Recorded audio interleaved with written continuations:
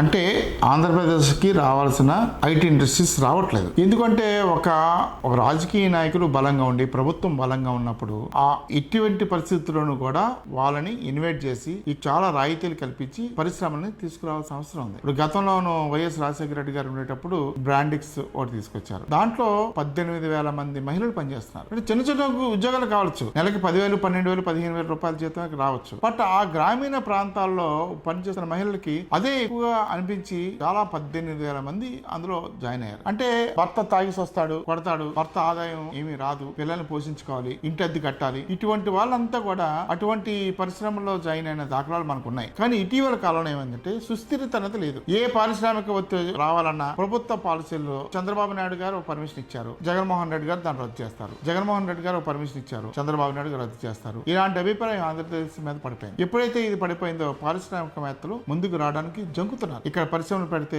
ఎప్పుడు ఏం చేస్తారో పొలిటికల్ ఇంటర్ఫిరెన్స్ ఎప్పుడైతే ఉంటుందో అప్పుడు నేచురల్ గా పారిశ్రామికవేత్తలు ఎవరు రారు. అటువంటి పరిస్థితే ఇవాళ ఆంధ్రప్రదేశ్ లో ఒక పనికి మాలిన వాడిని మంత్రిని తీసుకొచ్చి ఐటీ మినిస్టర్ చేశారు. ఇక్కడ గుడివాడ అమర్నాథ్ అతను ఏం మాట్లాడతాడు, ఏం పరిశ్రమ తేగలడు? మిగతా రాష్ట్రాల్లో చూస్తే పరిశ్రమల మంత్రులు ఎంత స్ట్రాంగ్ గా ఉన్నారు, ఇన్ని పరిశ్రమలు తీసుకురావడానికి ముందుకు వెళ్లారు. ఇలాగా అంటే ఏం లేదు, ఇక్కడ అధికారం ఎవరికి ఉండదు, అధికారం కేంద్రీకృతమై ఉంటుంది. అలాంటప్పుడు డైరెక్ట్ పారిశ్రామిక, నాకు తెలిసిన పారిశ్రామికలు చాలా ఉన్నాయి, చాలా ఎక్స్పెన్సెస్ ఆగిపోయినాయి. ఇక్కడ ఎందుకు ఆగిపోయినంటే సార్ జగన్మోహన్ రెడ్డి గారి ప్రభుత్వంలో మాకు సపోర్ట్ లేదు, అక్కడ లోకల్ ఎమ్మెల్యే దగ్గర నుంచి లోకల్ వాళ్ళ దగ్గర నుంచి అందరూ కూడా మమ్మల్ని హెరాస్ చేస్తున్నారు, మా వాటా ఎంత అంటున్నారు. మరి కొంతమంది వచ్చి మేము మీ కంపెనీలో మేము పెట్టుబడి పెడతాం, ఏది మల్టీనేషనల్ కంపెనీస్ గురించి చెప్పాను, మీ కంపెనీలో నేను పెట్టుబడి పెడతాను, నాకు 40% వాటా ఇవ్వండి. ఇలాగ పారిశ్రామికవేత్తలను బెదిరించిన సందర్భాలు కూడా నాకు చాలా ఉన్నాయి. అందువల్లే మీకు కొత్త పరిశ్రమ ఏమీ రాలేదు. ఇవాళ విశాఖపట్నంలో ఉన్నవన్నీ కూడా పొల్యూషన్, ప్రపంచం అంతా విశ్లేషి తోసేసిన పొల్యూషన్. ఫార్మాసిటీ ఉంది, ఫార్మాసిటీలో మీకు ఎంత మంది ఈ క్యాన్సర్ తో